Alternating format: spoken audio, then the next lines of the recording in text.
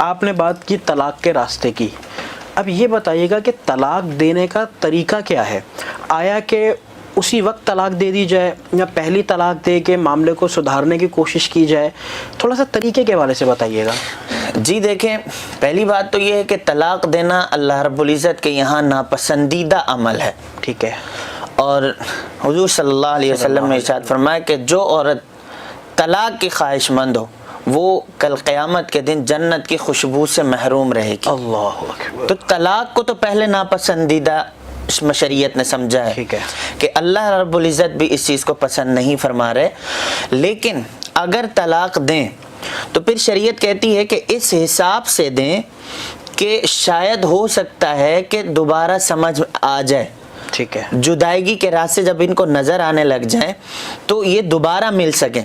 تو طلاق کی 3 صورتیں ہیں، ٹھیک ہے، جو سب سے بہتر طلاق ہے اور طلاق سنت بھی جسے کہتے ہیں وہ یہ ہے کہ آپ ایک طلاق دے دیں،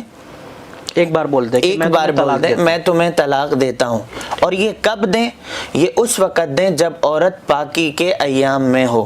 ناپاکی کے ایام نہ ہو، اس کے مینسس کے دن نہ ہو، جب پاکی کے ایام ہو تو آپ اس طور میں ایک طلاق دے دیں، اور پھر اس کے بعد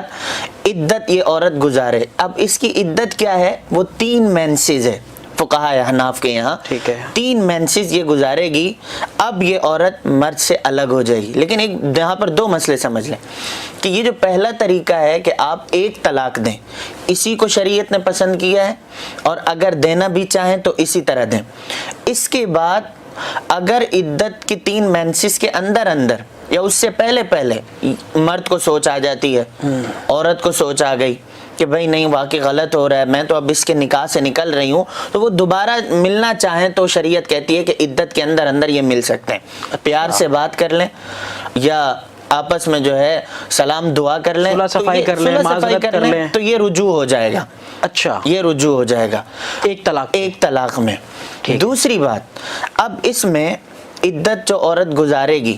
بالفرض عدت کے اندر رجوع نہیں کیا، تو اب عدت گزر گئی، 3 مینسز گزر گئے،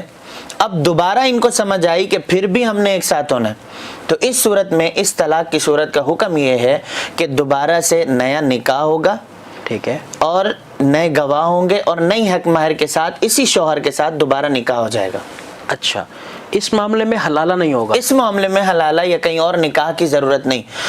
یہ وہ طریقہ ہے جس کو شریعت نے پسندیدہ کیا ہے، اور یہ وہ طریقہ ہے جس کو صحابہ کرام رضوان اللہ علیہم اجمعین اپنایا کرتے تھے، اور اسی کو طلاق سنت کہتے ہیں۔ اچھا، اب دیکھیں شریعت نے آپشن ہے،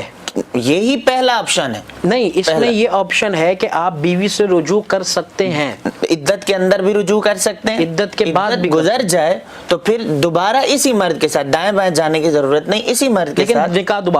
دوبارہ ہوگا اور نئے حق مہر اور نئے گواہ بیٹھیں گے۔ ٹھیک ہے، میں سمجھ گیا۔ دوسرا طریقہ یہ ہے کہ ہر مہینے میں پاکی کے ایام میں ایک طلاق دی جائے، ایک پاکی کے ایام میں ایک طلاق دی، ٹھیک ہے، پھر دوسرے مہینے میں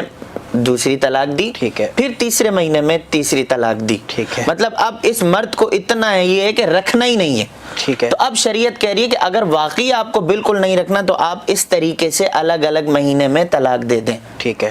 اب جب یہاں 3 طلاقیں ہو جائیں گی، اب یہاں 3 طلاقوں کے اندر تو رجوع کر سکتا ہے، جس طرح پہلے میں ایک طلاق دی تھی، پھر سمجھ آ گئی، رجوع کر لیا، ٹھیک ہے، سمجھ گیا۔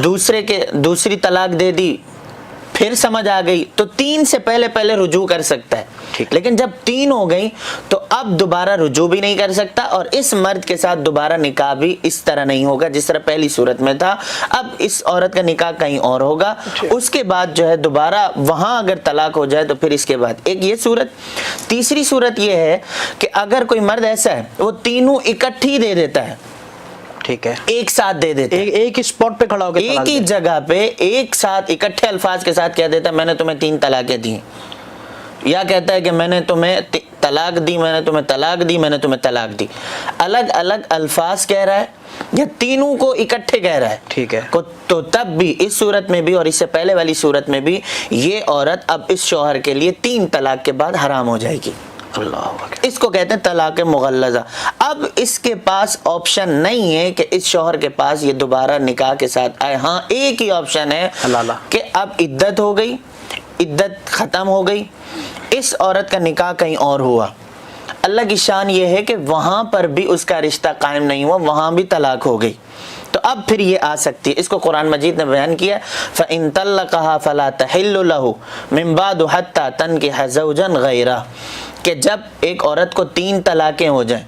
الگ الگ الفاظ کے ساتھ ہو جائیں یا الگ الگ مہینوں میں ہو جائیں یا اکٹھے الفاظ کے ساتھ ہو جائیں، جس طرح آپ نے بتایا فَلَا تَحِلُّ لَهُ مِن بَعْدُ حَتَّى تَنكِحَ زَوْجًا غَيْرَهُ، اب قرآن مجید کی آیت یہ مبارکہ یہ فرما رہی ہے کہ اب اس شوہر کے لیے حلال نہیں ہے۔